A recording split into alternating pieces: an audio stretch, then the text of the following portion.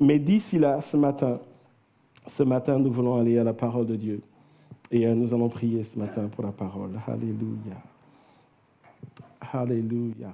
Est-ce que ce matin, tu peux juste disposer ton cœur devant le Seigneur et juste dire, Seigneur, parle-moi ce matin. Seigneur, viens toucher ma vie ce matin. Est-ce que nous pouvons prier et demander une touche de Dieu dans nos cœurs? Non pas parce que moi je parle, mais parce que le Seigneur veut parler à chacun d'entre nous. Pouvons-nous prier ce matin pour que la parole de Dieu nous visite de manière particulière? Alléluia. Tu nous dis, Seigneur, que lorsque ta parole elle est prêchée, elle ne retourne pas à toi sans produire un effet. Ce matin, produis l'effet. Produis l'effet en ce moment. Produis l'effet, Seigneur, chaque jour. Saint-Esprit, toi, tu sais ce que tu dois faire et nous nous soumettons à ton autorité. Reçois toute la gloire dans le nom de Jésus. Amen. Amen. Encore une fois, bienvenue à chacun, chacune. Et peut-être s'il y a des nouveaux, des vacanciers, on veut vous accueillir. Soyez les bienvenus à l'église de Ransard. Alors ce matin, je vous emmène dans un spa spirituel. Est-ce que ça vous dit? Un spa spirituel. Qui a été déjà dans un spa? Est-ce que ça fait du bien d'aller dans un spa? Alors, il y a 3/4 de l'église qui ne sont jamais dans un spa. On va faire une sortie d'église dans un spa. Qu'est-ce que vous en dites? Là, je suis sûr que l'église sera pleine. Alléluia. Mais ce matin, nous allons aller dans un spa spirituel. Et ceux qui sont allés dans un spa, si vous avez fait les choses comme il faut, quand vous ressortez de là, vous êtes rafraîchis. Vous êtes renouvelés. Et ce matin, je veux apporter un message pour parler du désir du Seigneur de faire du bien à chacun d'entre nous. Quand nous lisons la parole de Dieu, le Seigneur nous dit qu'il y a des choses en réserve pour nous. Vous savez, vous et moi, au quotidien, nos vies sont malmenées. D'accord? Et si je parle de lutte, si je parle de mal-être, si je parle de combat, si je parle de frustration, si je parle de conflit conjugal, si je parle de conflit relationnel, si je parle de conflit familial, il y a forcément un mot dans lequel nous nous retrouvons tous, n'est-ce pas? Et ce qui est important de comprendre, c'est que quand nous passons par des temps comme cela, c'est la volonté de Dieu de nous donner des temps de rafraîchissement. Et ce matin, j'aimerais prêcher en parlant des temps de rafraîchissement que le Seigneur veut nous donner. Et ça tombe bien, il fait chaud. Et si vous êtes comme moi, quand il fait chaud, vous n'aspirez qu'à une chose. Alors ça dépend des uns des autres. Les plus gourmands, ils pensent à une glace. N'est-ce pas? Ça, c'est pour les plus gourmands. D'accord? Mais les plus sages comme moi, on pense à de l'eau fraîche. N'est-ce pas? Et entre une glace et de l'eau fraîche, il y a des boissons, il y a tout. Mais quand il fait chaud, quand il y a des moments difficiles, nous aspirons à être rafraîchis. Et lorsque nous ouvrons la parole de Dieu, nous voyons que c'est la volonté de Dieu que lorsque nous passons par des moments qui peuvent s'apparenter à des moments de chaleur intense, que nous puissions entrer dans des temps de rafraîchissement. Ce matin, j'aimerais parler de temps de rafraîchissement et le passage de base, nous le trouvons dans Actes chapitre 3, les versets 19 à 20. Repentez-vous donc et convertissez-vous pour que vos péchés soient effacés. Et le verset 20, afin que des temps de rafraîchissement viennent de la part du Seigneur et qu'il envoie celui qui a été destiné, Jésus-Christ. Lorsque nous lisons ce passage et Pierre s'adresse à la foule, Pierre et Jean, pour le contexte, Pierre et Jean allaient prier dans le temple à 15h, à 3h de l'après-midi, et ils trouvent à l'une des portes du temple un homme boiteux de naissance. Quand on lit le passage, on voit qu'il avait 40 ans. Cet homme n'avait jamais marché. Et la Bible précise que tous les matins, on le transportait de chez lui devant la porte. Et je ne sais pas si vous imaginez une vie telle que celle-là.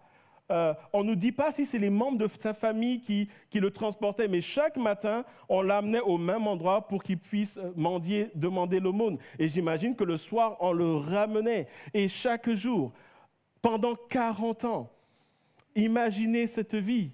Et merci Seigneur parce qu'il a compassion des êtres humains. Et au travers de Pierre et Jean, cet homme est miraculeusement touché. Et quand je méditais encore ce passage hier, j'ai failli changer de prédication. Pourquoi? Parce que la Bible dit que quand il a été touché, que Dieu a opéré un miracle, il s'est mis à marcher, il s'est mis à sauter. Mais quand je lisais ça, je me suis dit, mais quand est-ce qu'il a appris à marcher et à sauter? Puisqu'on nous dit qu'il était paralytique de naissance. Pour ceux qui ont des enfants, vous savez que quand les enfants commencent à marcher, d'abord, ils vont à quatre pattes, mais ils tombent toujours. D'accord? J'ai encore jamais vu un enfant qui n'est jamais tombé. Si votre enfant se mettant debout n'est jamais tombé, priez pour lui. Alléluia. Mais les enfants tombent toujours. Et là, je lis dans ce passage que cet homme, non seulement il a marché, mais la question c'est qui lui a appris à marcher? Mais il a sauté. Qui lui a appris à sauter? Et ce passage est là pour nous dire que lorsque Dieu nous visite, lorsque Dieu nous touche, il le fait parfaitement. Alléluia. Mais ce n'est pas la thématique de mon message de ce matin. Et donc, on est dans ce contexte de miracle. Et donc, la foule est là parce que tout le monde connaissait cet homme. À force, 40 ans, tous les matins, les jeunes, les moins jeunes, les autorités, tout le monde le connaissait. Et les gens sont touchés et Pierre s'adresse à la foule. Et il leur dit, repentez-vous. Pourquoi? Parce que Dieu veut apporter des temps de rafraîchissement. Parce que c'est le désir de Dieu de faire du bien. Et ce matin, j'aimerais que nous saisissions que le Dieu que nous adorons, le Dieu que nous sommes venus chanter ce matin, et le Dieu que nous servons est un Dieu qui vient fondamentalement et qui désire nous faire du bien. Mais qu'entend-on par temps de rafraîchissement?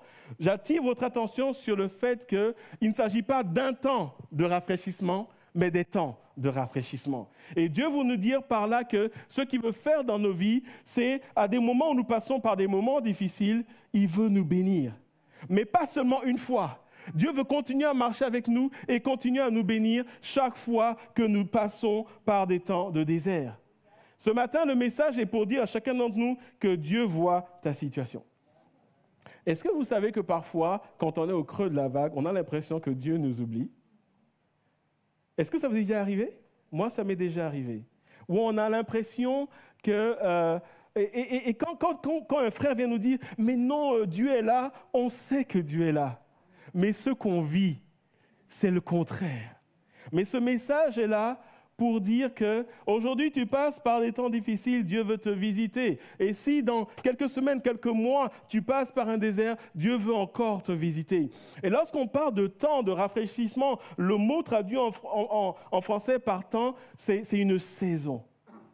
Une saison, c'est un instant qui est prolongé. Quand on parle des 4 saisons, été, automne, hiver, printemps, etc., c'est vrai qu'en ce moment, c'est un peu chamboulé. Mais un hiver, par exemple, ou un été, puisqu'on est en plein été, ça ne dure pas 2 jours. Lorsque Dieu parle de temps de rafraîchissement, Dieu parle de saison de bénédiction.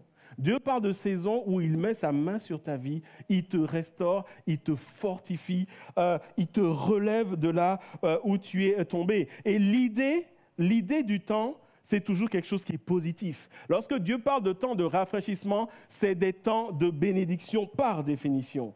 Et le mot rafraîchissement peut être traduit par bonheur, peut être traduit par repos, peut être traduit par ressourcement, peut être traduit par accalmie, peut être traduit par paix, peut être traduit par restauration.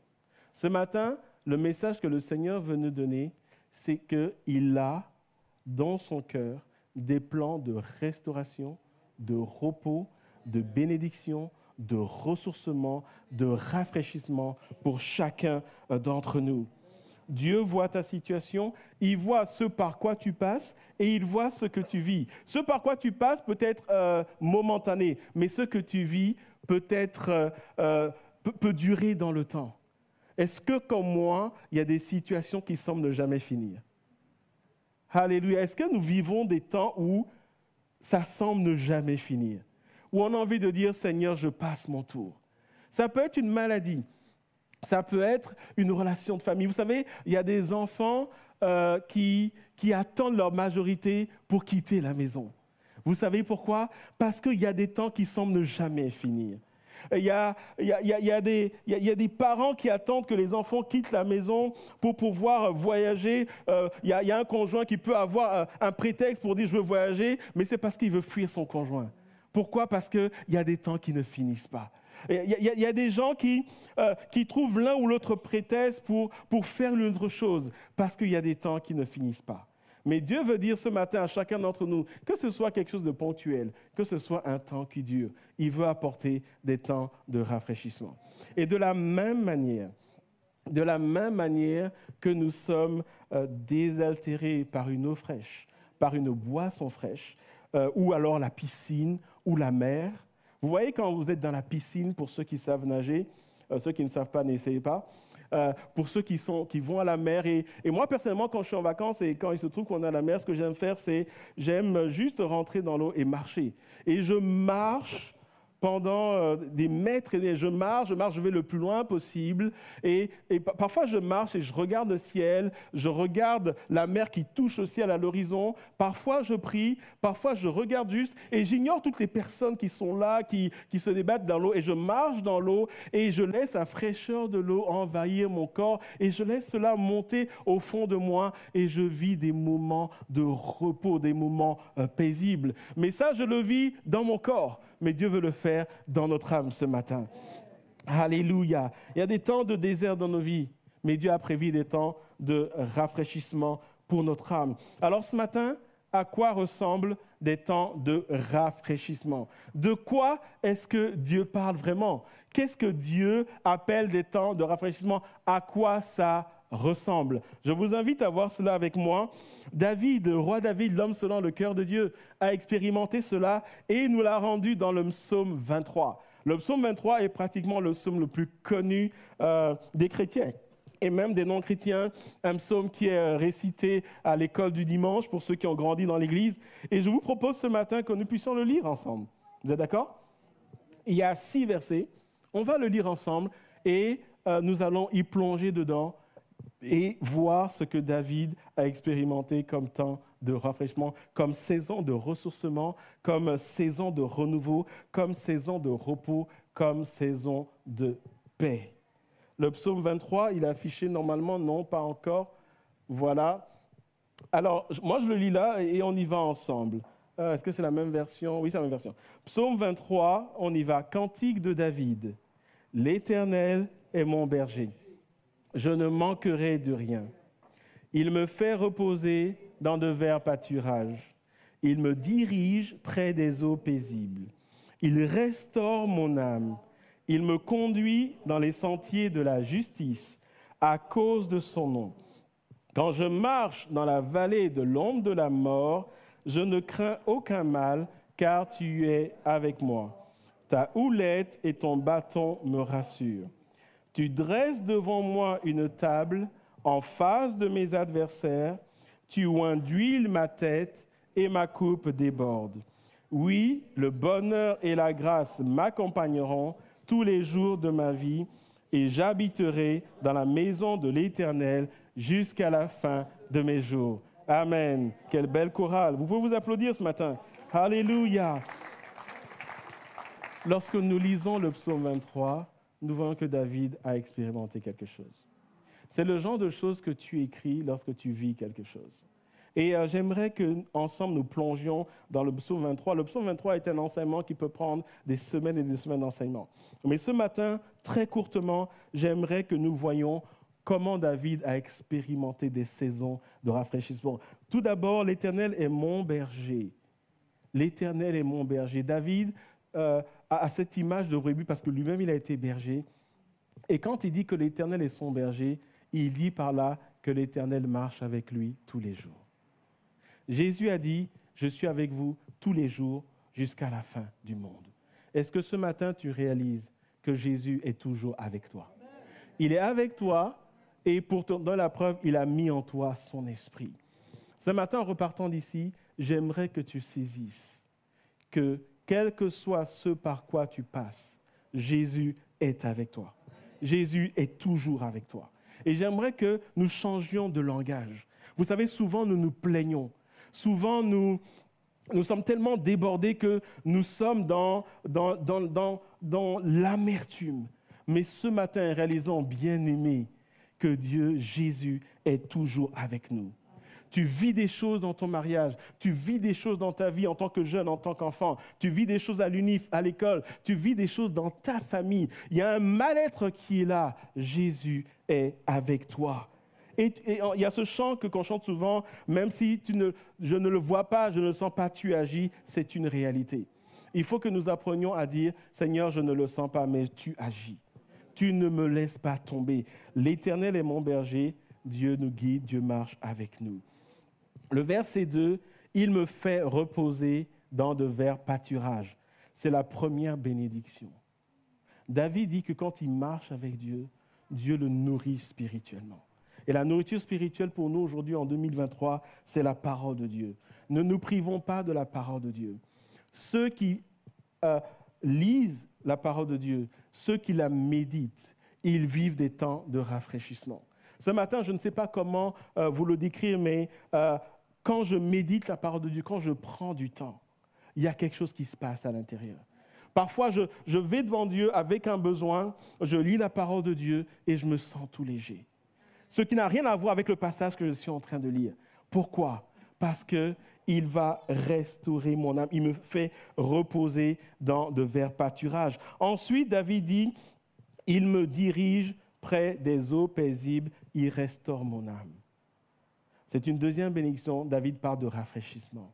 David dit qu'il y a des moments, quand Dieu marche avec lui, Dieu l'amène à un endroit où il est béni. Dieu se rend compte que David commence à être à bout de force. Qu'il y a une situation peut-être personnelle qui ne va pas. Il y a une situation familiale qui ne va pas. Et Dieu va ouvrir une porte. Ça peut être au travers d'une personne, au travers d'un parent, au travers d'un ami, une parole qui vient bien à propos. Je ne sais pas si vous avez déjà expérimenté quelqu'un qui vous envoie un message. Et c'est tellement bénissant. Et cette personne vous dit des choses tellement belles. Et à ce moment-là, vous étiez vraiment très mal. Je me rappelle, il y a quelques années, je n'étais pas encore marié, j'étais seul dans ma chambre. Vous savez, ce genre de nuit où vous n'arrivez pas à dormir, où vous êtes allongé et vous avez les yeux ouverts. Vous êtes préoccupé. Et c'était au Togo, mon pays natal. Et au Togo, à Lomé, la capitale, il y a une radio qu'on appelle la radio de l'Évangile. Et cette radio, elle couvre pratiquement tout le pays. Une radio chrétienne, évidemment, qui se trouvait sur le site de notre église. Et il était presque minuit et les émissions finissaient à minuit. Et à ce moment-là, j'écoutais la radio de l'Évangile, mais vous savez, le genre de truc que vous écoutez sans écouter. Est-ce que ça vous arrive ? Vous mettez la musique, mais vous n'écoutez pas le truc parce que vous êtes tellement mal. Et je me rappelle, à ce moment-là, c'était une sœur qui était à l'antenne. Et à ce moment-là, elle faisait l'émission, elle allait clôturer. Et à ce moment-là, elle dit, le Seigneur me donne une pensée pour mon frère Franck. Et elle dit, je ne sais pas ce que tu vis, mais Dieu veut te dire qu'il est avec toi, qu'il est au contrôle de la situation. N'aie crainte. Alléluia. Et à ce moment-là, personne ne savait ce que je vivais. Un peu comme nous, en fait. On est là, on sourit, mais personne ne sait ce que nous vivons. Mais je peux vous dire ce matin que le Seigneur voit dans nos cœurs. Et le Seigneur ouvre des temps de rafraîchissement. Une parole, un geste, une attention. Quelqu'un qui vous bénit de la part du Seigneur. Mais en réalité, quelqu'un qui est envoyé par le Saint-Esprit pour vous faire du bien. Et nous sommes, tout dans le verset 3, « Il me conduit dans les sentiers de la justice. Il nous conduit dans le bon chemin. » Parfois, Dieu ferme des portes parce qu'en passant par cette porte, on va se casser la figure. Mais il redirige notre trajectoire et nous conduit. Vous savez, quand des portes se ferment, apprenons à dire « Merci Seigneur ». Parce que parfois, il y a quelque chose de merveilleux devant. Le verset 4, « Quand je marche dans la vallée de l'ombre de la mort, je ne crains aucun mal car tu es avec moi. » C'est une quatrième bénédiction où Dieu nous dit, « Je veille sur toi, je combats pour toi, ma présence t'est acquise, je te protège. » Vous vous rappelez cette parole que Dieu a dit à Moïse lorsqu'ils étaient devant la mer Rouge et Pharaon et les Égyptiens étaient derrière. Qu'est-ce que le Seigneur dit ? Il dit, vous gardez le silence. L'Éternel lui-même combattra pour vous. Vous savez, parfois, on n'a plus de force. Est-ce que ça vous est déjà arrivé parfois de ne plus avoir de force ? On n'a plus la force de se battre, on n'a plus la force de croire. Et Dieu nous dit, quand tu n'as plus de force, moi je prends le relais et je combats pour toi. Nous ne pouvons pas savoir les combats et les victoires, les combats que Dieu mène et les victoires qu'il remporte pour nous. Vous savez, nous dormons, nous nous levons le matin et nous pensons que c'est un acquis. Mais il y a des combats spirituels. Et quand on n'a plus de force, Dieu combat pour nous. Et tout ce qu'il attend de nous, c'est « Seigneur, interviens dans ma situation ». Et même quand tu n'as plus la force de crier, le Seigneur combat pour toi. Et ensuite, nous sommes au verset 5. Tu dresses devant moi une table en face de mes adversaires, tu oins d'huile ma tête et ma coupe déborde. Rappelez-vous, au verset précédent, il a dit, tu me conduis tu me fais reposer dans de verts pâturages et tu me diriges près des eaux paisibles. Il y a déjà un temps de rafraîchissement. Et puis après, David nous dit qu'il passe par la vallée de l'ombre de la mort. À ce moment-là, il n'y a plus de rafraîchissement. Et quand vous lisez bien les versets 4 au verset 5, vous voyez qu'il y a un changement de décor. Je vous invite à lire attentivement. D'abord, verset 4, le gars, il est dans la vallée de la mort, il dit Dieu est avec lui, mais il est dans un combat spirituel. Et puis, tout à coup, changement de décor, il est dans une salle de festin. Il dit Dieu dresse une table devant lui. Et David dit en face de mes adversaires. Il est toujours dans le combat, mais Dieu est intervenu dans sa situation. Vous savez, pour nous aujourd'hui, ça ne veut absolument rien dire. Tu dresses devant moi une table, etc. Mais au temps des contemporains de David, ça voulait tout dire. Parce qu'ils étaient dans le désert.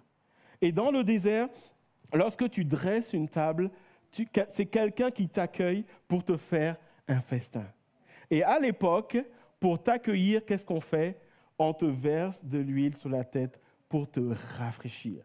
Alors nous, aujourd'hui, si on fait ça, on va dire, mais qu'est-ce qu'il fait? Il salit mes vêtements.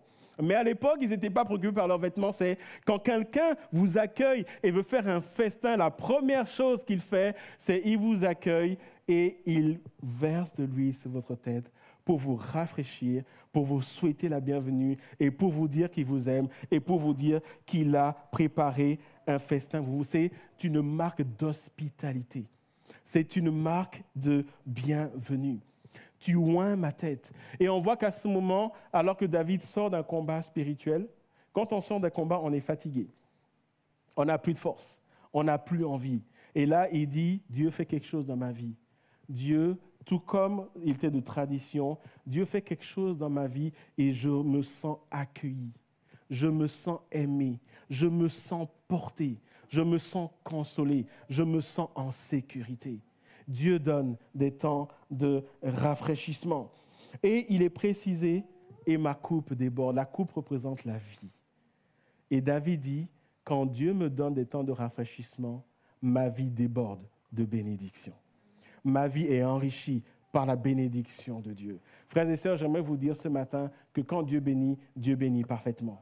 J'aimerais vous dire ce matin que quand Dieu bénit vraiment. Est-ce que vous avez déjà eu un cadeau, je ne sais pas moi, Noël, nouvelle à votre anniversaire, où vous êtes content, faites un grand sourire, et quand la personne est partie, vous rempactez le truc et vous le ramenez. Vous avez déjà vécu ça?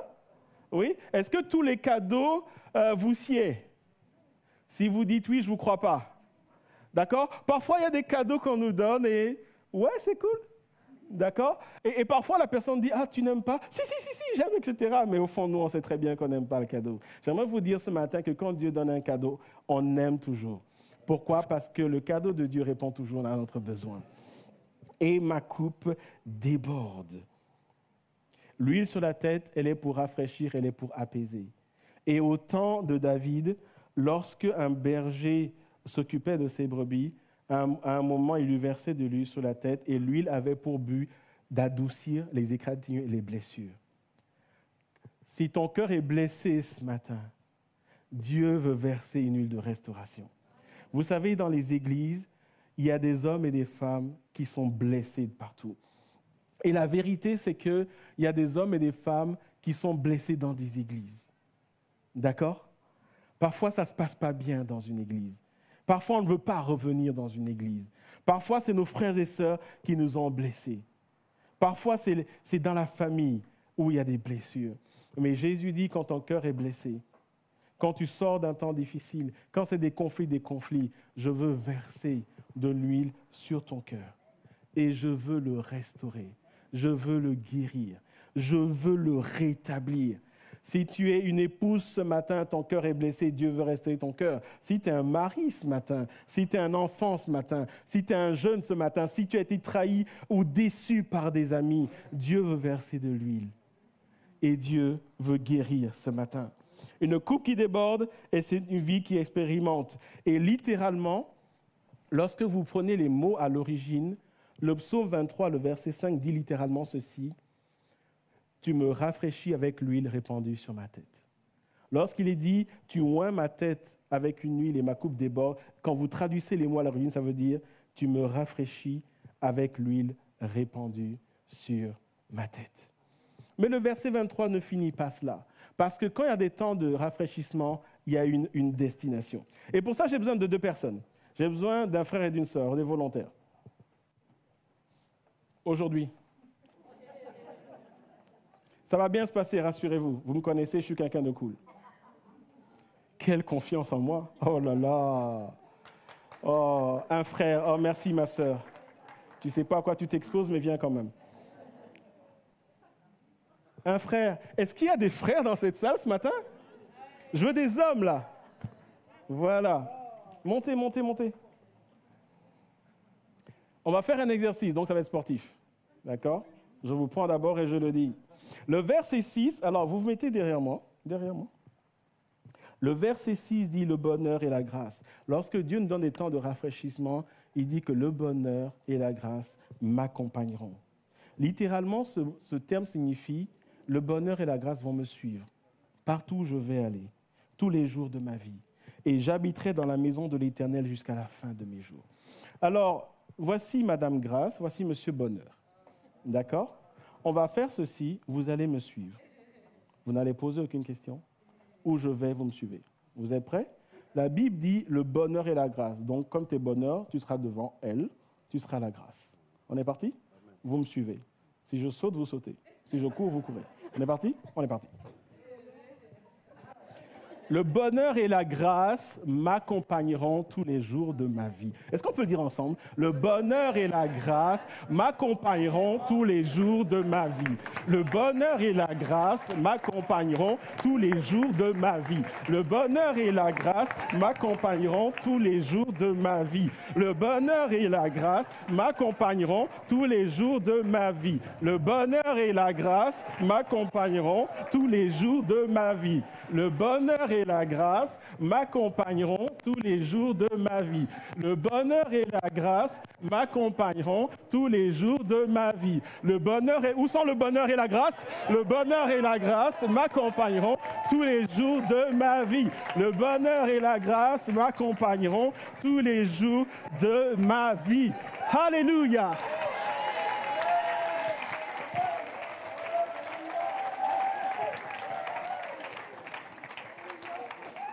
Dans la vraie vie spirituelle, le bonheur et la grâce sont plus proches de moi. Merci beaucoup, que Dieu bénisse. On peut les applaudir ce matin. Alléluia.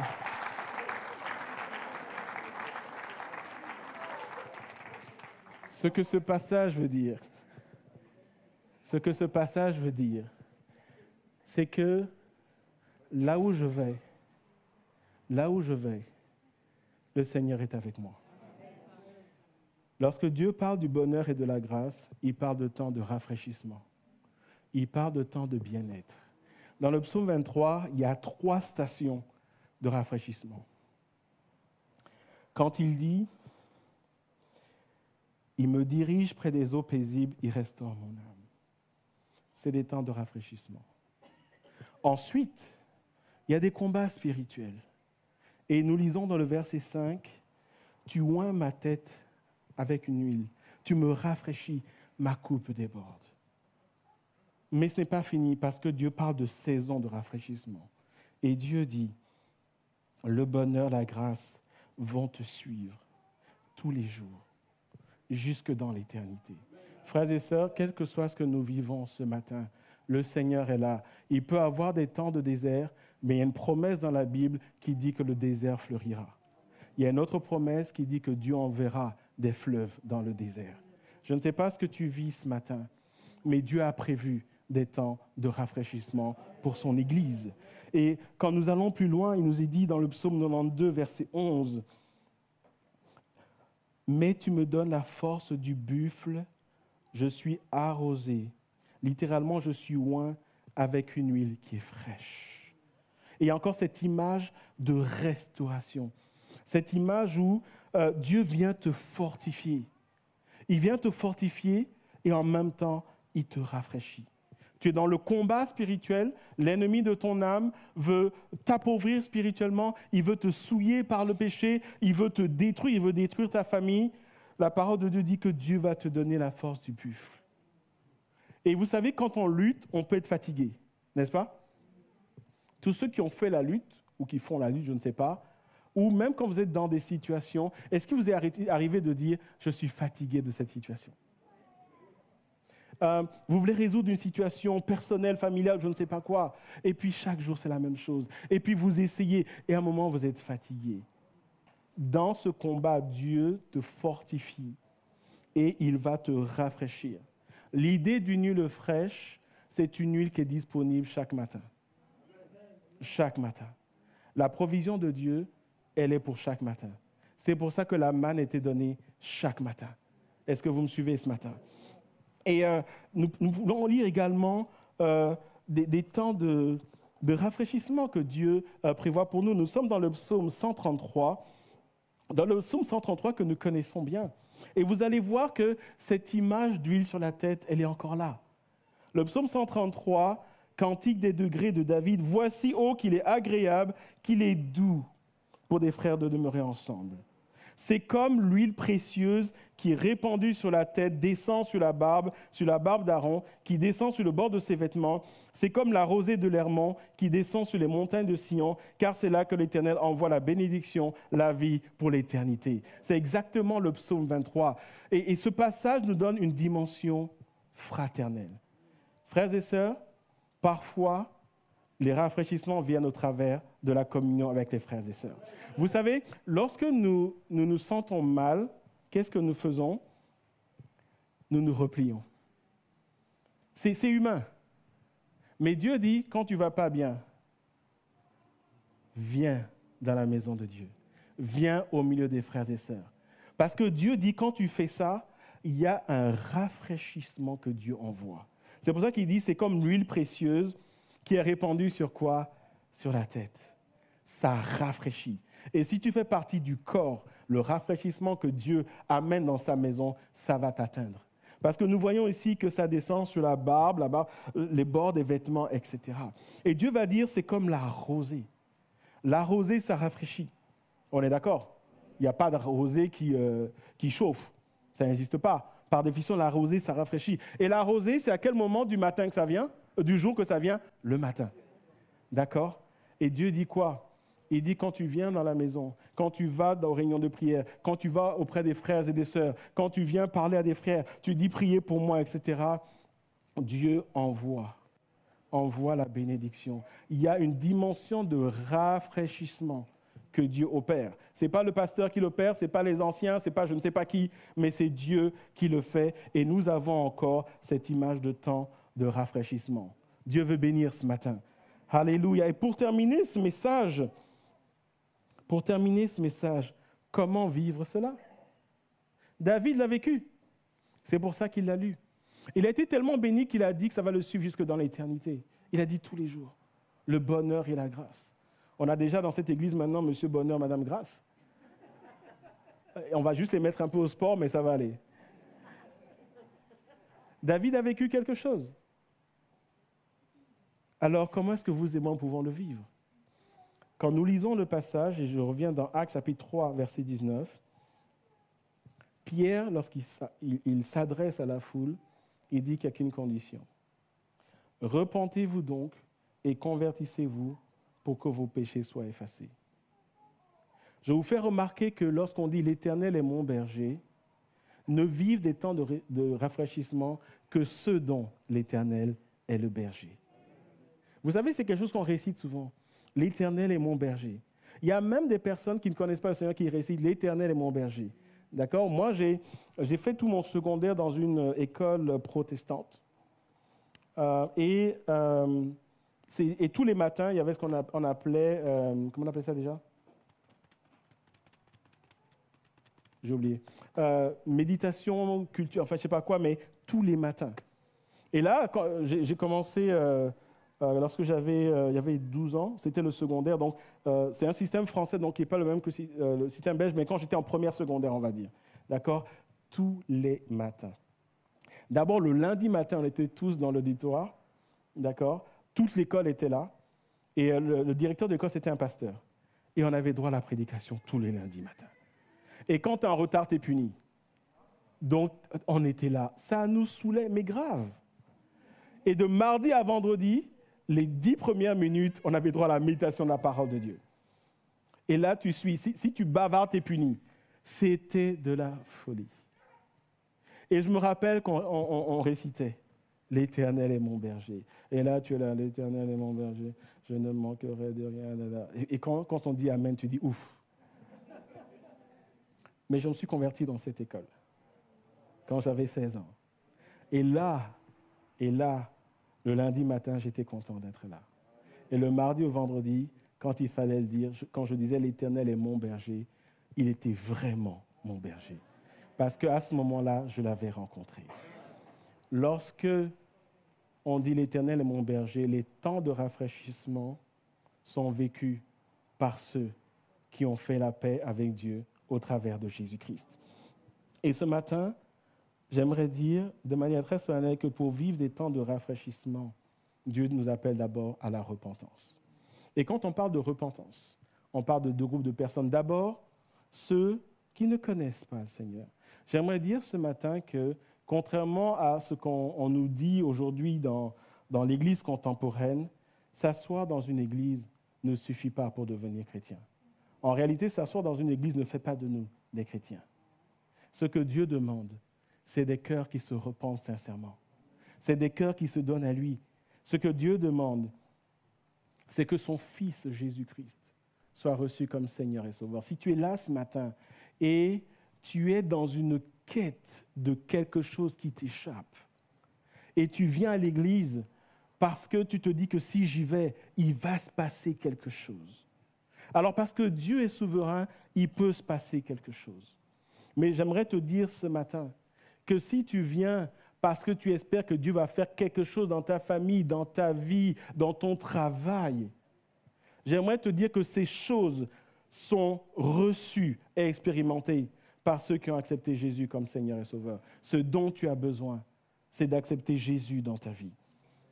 La Bible dit dans Actes chapitre 17, versets 30 à 31, Dieu, sans tenir compte des temps d'ignorance, Dieu, sans tenir compte de ce que tu as pu faire, annonce maintenant, ce matin, ce 9 juillet 2023, à toi qui es là, homme, femme, en tout lieu, qu'ils aient à se repentir.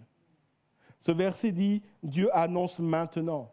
Dieu n'annonce pas des temps de rafraîchissement, Dieu annonce des temps de repentance.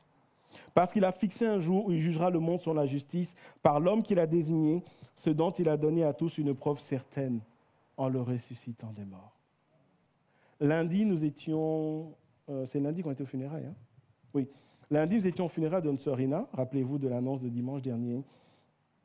Et le passage que j'ai partagé avec l'auditoire, c'était le fait qu'il y a une mort physique, mais la Bible parle d'une seconde mort. Et la question ce matin, est-ce que tu vas vivre une mort physique à laquelle malheureusement nous sommes tous destinés?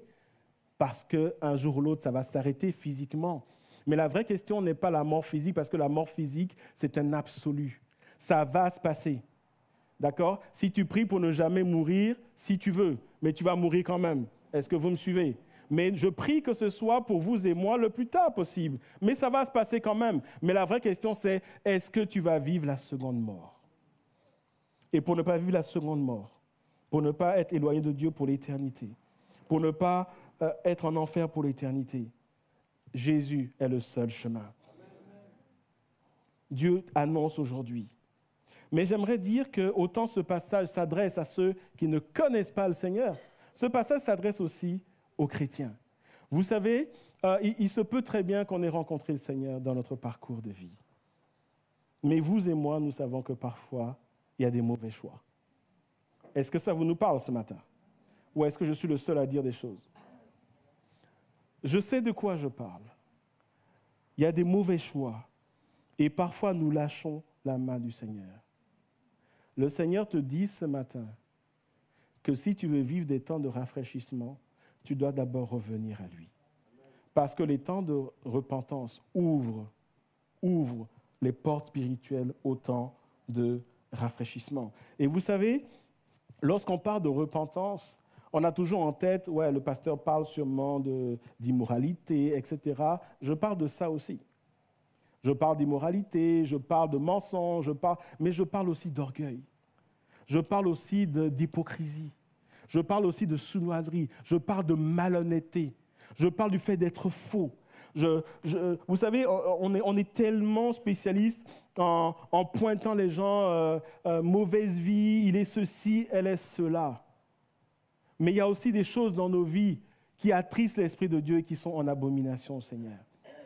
Et la parole de Dieu nous dit ceci dans le Proverbe 28, verset 13. « Celui qui cache ses transgressions ne prospère point, mais celui qui les avoue et les délaisse obtient miséricorde. » C'est une chose de reconnaître, c'est une deuxième chose de confesser, mais c'est une chose plus importante d'abandonner.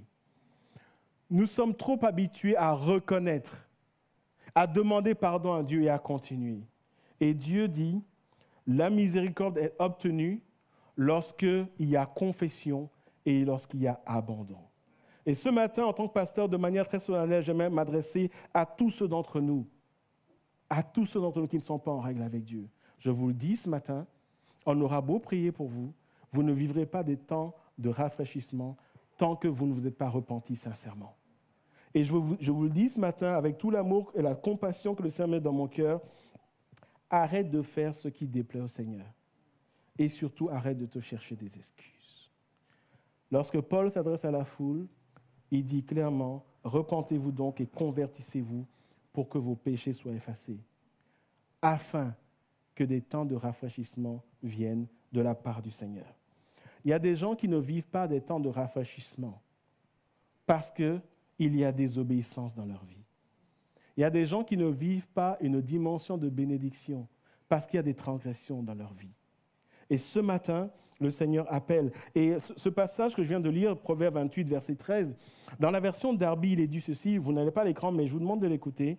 « Celui qui cache ses transgressions ne prospérera point, mais celui qui les confesse et les abandonne obtiendra miséricorde. » J'aimerais vous dire ce matin qu'un signe de réveil, c'est quand des gens confessent à Dieu leurs péchés. Je le répète, un signe de réveil, c'est quand les gens confessent à Dieu leurs péchés. Lorsqu'il n'y a pas confession de péché, il y a juste des cultes d'ambiance, des cultes où on tape des mains. Mais lorsqu'il y a confession de péché, il y a la porte qui est ouverte à des temps de rafraîchissement et à la visitation du Saint-Esprit dans nos vies. Avez-vous remarqué au cours des 2 derniers dimanches, pas 2 derniers, mais 2 dimanches en juin, le 4 et le 11 juin, lorsqu'il y a eu des baptêmes d'eau? Vous vous rappelez? Est-ce que vous avez entendu les témoignages? Est-ce que vous savez qu'on a dit à personne ce qu'ils ont écrit? On leur a juste dit, dites qui vous étiez avant, dites comment vous avez rencontré le Seigneur, et dites qui vous êtes devenus. Avez-vous remarqué que des jeunes et des moins jeunes ont confessé publiquement leurs péchés? Vous savez, quand des choses comme ça se passent, c'est parce que le Saint-Esprit a touché, parce qu'il y a eu repentance. Et lorsqu'on comprend l'amour et la grâce de Dieu, on n'a pas peur de dire qui on était, parce qu'on est heureux de qui on est. Et lorsqu'il y a des confessions publiques dans une église, ça ne veut pas dire que je veux que vous veniez confesser mes péchés, vous faites ce que vous voulez. Si vous voulez me parler, je suis là pour prier avec vous, pour vous porter, pour combattre avec vous. Si vous voulez parler avec un frère, comme vous voulez, une sœur, si vous voulez parler à Dieu comme vous voulez. Mais lorsqu'il y a confession de péché, il y a visitation du Saint-Esprit. La Bible dit dans Romains chapitre 12, versets 1 à 2, « Je vous exhorte donc, frères, par les compassions de Dieu, à offrir vos corps comme un sacrifice vivant, saint, agréable à Dieu, ce qui sera de votre part un culte raisonnable. » Verset 2.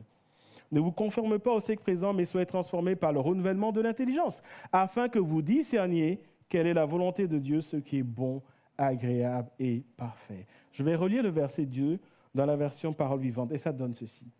« Ne vous coulez pas simplement dans le moule de tout le monde. Ne conformez pas votre vie aux principes qui régissent au siècle présent. Ne copiez pas les modes et les habitudes du jour. Laissez-vous plutôt entièrement transformer par le renouvellement de votre mentalité. Adoptez une attitude intérieure différente. Donnez à vos pensées une nouvelle orientation afin de pouvoir discerner ce que Dieu veut de vous. Ainsi, vous serez capable de reconnaître ce qui est bon à ses yeux, ce qui lui plaît et qui vous conduit à une réelle maturité. Et je crois que pour beaucoup de chrétiens, c'est ça le truc. Le monde nous colle à la peau au point où il n'y a plus de distinction entre le monde et la foi. Ce matin, Dieu appelle des chrétiens à la repentance. Alors nous vivrons des temps de rafraîchissement. Humainement, nous voulons les temps de rafraîchissement, mais nous ne voulons pas la repentance. Mais Dieu dit l'ordre spirituel, c'est la repentance et la bénédiction. Le Seigneur veut agir ce matin au milieu de nous, veut agir au sein de notre Église. Vous savez, nous aspirons à de grandes choses. Dieu a mis dans nos cœurs une vision profonde. Nous voulons voir Dieu toucher des vies, transformer des vies. Nous voulons être heureux quand nous venons à l'Église. Nous voulons être fiers de porter le flambeau de l'Évangile. Cela ne se fera pas sans des temps de rafraîchissement. Mais pour vivre des temps de rafraîchissement, il faut des temps de repentance. Pour ceux qui se repentent sincèrement, Dieu a promis. Et quand Dieu dit quelque chose, il accomplit. Des temps de rafraîchissement, des temps de renouvellement, des temps de restauration. Dans le domaine physique, Dieu veut toucher des corps. Dans le domaine spirituel, dans le domaine émotionnel, Dieu veut toucher des âmes. Dans le domaine moral, dans le domaine relationnel. J'aimerais vous dire ce matin qu'un autre signe du réveil, c'est lorsqu'il y a la paix dans les couples et dans les familles. Je ne vais pas le lire ce matin, mais il est dit que quand le Saint-Esprit va venir, il va ramener le cœur de père vers les enfants. Et là, on se dit, tiens, le Saint-Esprit, quand il vient ramener le cœur du père vers les enfants, il n'a rien d'autre à faire. Pourquoi? Parce que le Seigneur sait que le diable attaque les familles. Le Seigneur sait que dans les familles, il y a toujours des histoires, mais terribles. Le Seigneur sait que dans des couples, il y a toujours des histoires, des blessures et des choses innommables. Et quand le Saint-Esprit vient, il vient pour ramener le cœur des pères vers les enfants. Et il vient ramener le cœur des enfants vers les pères. Lorsque dans l'Église, des familles sont restaurées, sont bénies, vous pouvez être sûr que le réveil a commencé. Si nous nous amusions à écrire sur ce mur les histoires des couples que nous représentons, les histoires de nos familles avec nos enfants, nos frères et sœurs, ce mur ne suffira pas. Et il y aura beaucoup plus de souffrance que de joie. Je ne dis pas que tout le monde pleure dans toutes les familles, mais je dis que quand le Saint-Esprit vient, il vient ramener le cœur du Père vers les enfants et le cœur des enfants vers le Père. Les cœurs des hommes vers les femmes, des femmes vers les hommes. Et quand Dieu fait ça, ça veut dire que le réveil a commencé. Et nous voulons aspirer à cela. Et c'est ce qui nous amène et qui m'amène à terminer ce message en vous parlant de la semaine de jeûne et de prière. La thématique, c'est justement des temps de rafraîchissement. Normalement, ça va s'afficher maintenant, dans quelques secondes. Nous voulons vivre des temps de rafraîchissement et évidemment, le verset de base, c'est Actes chapitre 3, verset 20. Nous commençons mardi à 19h. La thématique de mardi, et tout ce que je vous dis, c'est affiché au Valve. Vous pouvez prendre des photos si vous voulez. Vous avez toutes les affiches et je vous remercie les frères et sœurs qui préparent ces affiches semaine après semaine. La thématique, vivre des temps de rafraîchissement. Nous voulons rentrer dans ces temps de rafraîchissement. Mardi, la thématique, c'est des temps de rafraîchissement pour ma vie. Mercredi, des temps de rafraîchissement dans ma famille et mon entourage.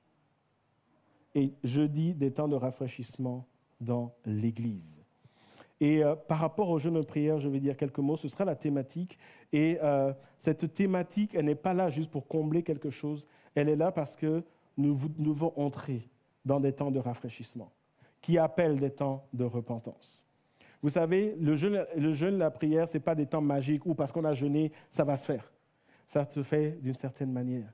Et je veux vous inviter, pour préparer ce temps de jeûne, à aller écouter l'enseignement que j'ai donné il y a quelques mois sur le jeûne, qui se trouve normalement sur la plateforme de l'Église YouTube. Mais au-delà de ça, j'aimerais dire qu'un jeûne et prière, et si tu veux bien défiler les versets avec la thématique de chaque jour, de toute façon, tout se trouve là-bas. Et si tu veux revenir après à la fiche générale, s'il te plaît, Nadine, un jeûne, ça se prépare, d'accord ? on ne commence pas un jeûne, ah oui, c'est mardi, on jeûne. Un jeûne, ça se prépare même aujourd'hui. Personnellement, dès demain, moi, je vais commencer à jeûner. Pour moi, et vous n'êtes pas obligé de le faire, ça c'est moi. Chacun fait comme il veut. D'accord? Mais un jeûne, ça se prépare. Un jeûne, c'est une rencontre avec Dieu. Un jeûne, c'est Seigneur, avec mes frères et sœurs, je vais entrer dans ce jeûne. Voilà mon besoin. Voilà mon désir. Voilà mon cœur. D'accord? Et je vous invite à peut-être faire une liste, Seigneur, voilà mon besoin, etc. Mais à vous rappeler que Dieu bénit lorsqu'il y a repentance. Que Dieu bénit lorsqu'il y a confession et lorsqu'il y a abandon.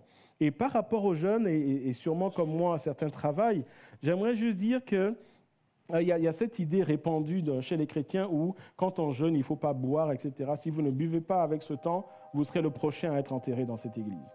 D'accord? Alors, le jeûne, ça ne veut pas dire se torturer. Le jeûne, c'est un sacrifice qui touche à la nourriture. N'allez pas jeûner en disant « vous faites moins de jeux vidéo ». Ça, ce n'est pas un jeûne.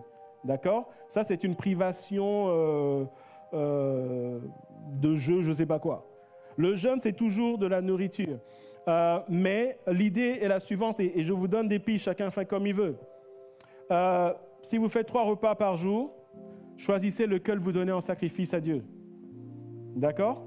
Si vous décidez de ne pas manger de manière consistante les 3 repas, mais un peu, allez vers des fruits, allez vers des légumes. Ça ne sert à rien de se remplir le ventre lundi soir parce qu'il y a un jeûne mardi. En fait, vous allez souffrir. D'accord? Et si vous commencez mardi, commencez à ajuster votre alimentation dès le lundi, afin que votre corps soit préparé. En général, c'est le premier jour qui est difficile, mais quand les heures passent.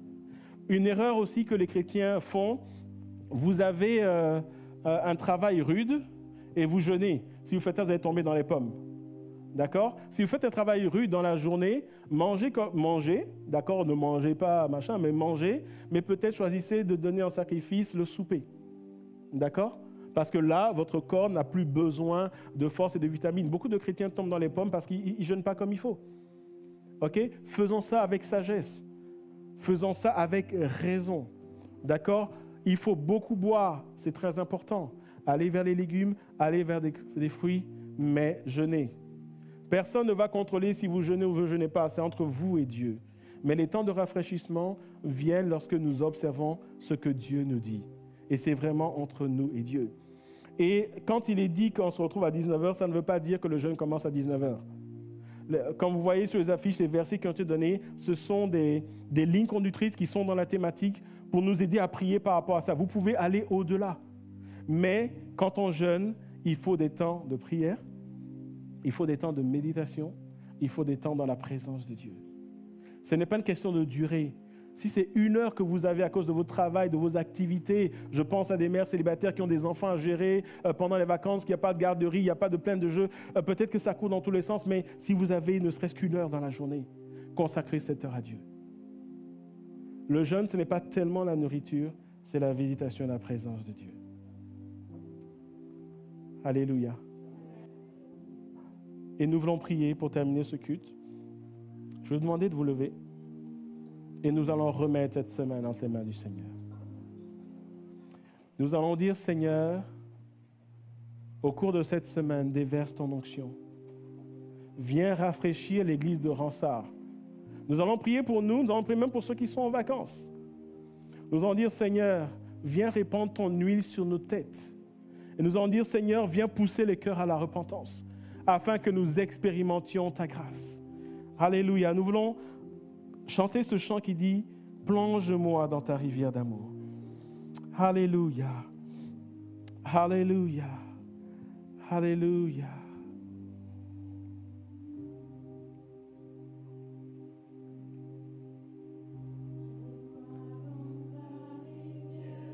On va chanter comme une prière ce matin.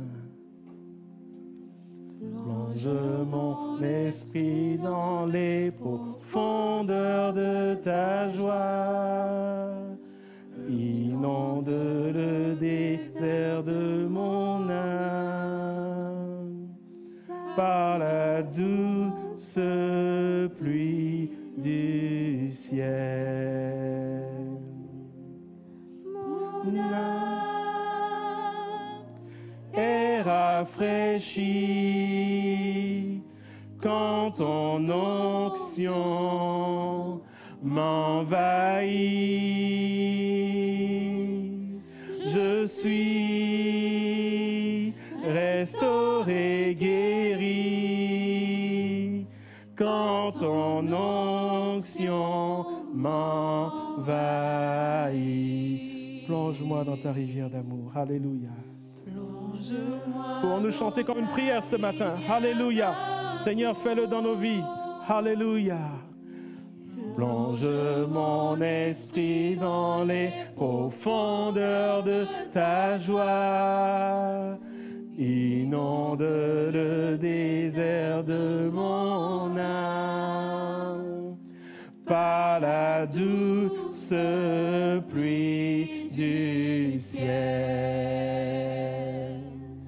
Mon âme est rafraîchie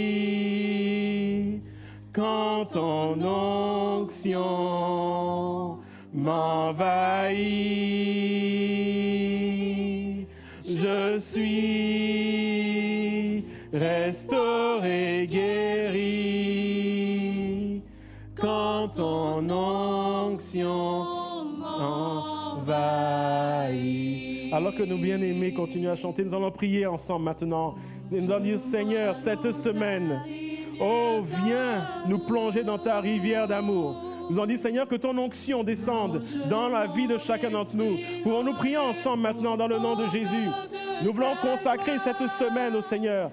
Nous voulons consacrer nos vies, nos familles. Et nous voulons dire, Seigneur, oh, viens inonder le désert de mon âme. Envoie la pluie du ciel. Rafraîchis notre âme. Que ton onction nous envahit. Plonge-nous, Seigneur, dans la joie du Saint-Esprit.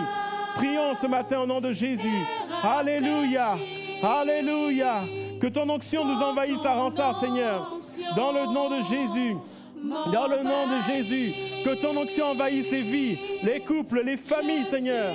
Je prie pour des repentances, pour des cœurs, des pères vers les enfants et des enfants vers les pères, des maris vers les femmes, des femmes vers les maris, Seigneur. Je prie pour des repentances sincères, Seigneur, par l'onction du Saint-Esprit. Viens restaurer, Seigneur. Nous prions pour des temps de rafraîchissement. Seigneur, viens rafraîchir des âmes dans le nom de Jésus. Dans le nom de Jésus, ce matin, nous remettons la semaine de jeûne et de prière entre tes mains. Nous remettons la veillée de prière entre tes mains. Viens visiter, Seigneur, dans le nom de Jésus. Alléluia. Restauré, guéri, quand ton onction m'envahit. Seigneur, nous nous tenons dans ta présence ce matin. Et nous voulons te consacrer cette semaine de jeûne et de prière. Et cette veillée de prière, Seigneur. Alors, Seigneur, que nous voulons vivre ce jeûne comme une convocation solennelle, comme dans le livre de Joël. Viens, Seigneur, nous plonger dans ta rivière d'amour. Seigneur, je prie pour des cœurs repentants. Je prie pour des cœurs, Seigneur, qui se détournent de leur mauvaise voie, afin que tu envoies des temps de rafraîchissement. Je prie, Seigneur, que des liens de péché soient déliés au cours de cette semaine. Dans le nom de Jésus, je proclame, Seigneur, des vies déliées, Seigneur. Je proclame des dimensions de grâce, de pardon, Seigneur, de visitation, de révélation de qui tu es, de révélation de la croix. Et je proclame des temps de rafraîchissement dans nos vies, dans la vie des familles, des couples, Seigneur. Je prie que tu ramènes le cœur des parents vers les enfants, des enfants vers les parents, le cœur des époux vers les épouses et des épouses vers les époux, des amis vers des amis, Seigneur, des frères vers des sœurs, Seigneur. Et je prie, Seigneur, oh, pour des restaurations dans l'Église, des cœurs blessés, Seigneur. Et je prie pour des temps de rafraîchissement. Et je prie que ton onction descende, Seigneur. Oh, je prie, Seigneur, pour toute personne qui va jeûner, qui va crier à toi, même ceux qui le feront maladroitement. Seigneur, tu les touches par la puissance du Saint-Esprit. Seigneur, tu les touches, tu envoies ton onction. Et je prie pour des vies ressourcées, restaurées, délivrées, guéries, Seigneur. Oh, touchées par la grâce et par l'onction du Saint-Esprit. Nous te consacrons cette semaine. Merci de nous devancer en ce lieu comme tu le fais, Seigneur. Et nous recevons ces choses et nous les proclamons dans le nom de Jésus. Reçois la gloire, Seigneur. Reçois la gloire, Seigneur. Alléluia. Alléluia. Et nous te remercions pour ce culte, Jésus. Amen. Pouvons-nous acclamer le Seigneur pour terminer ce culte?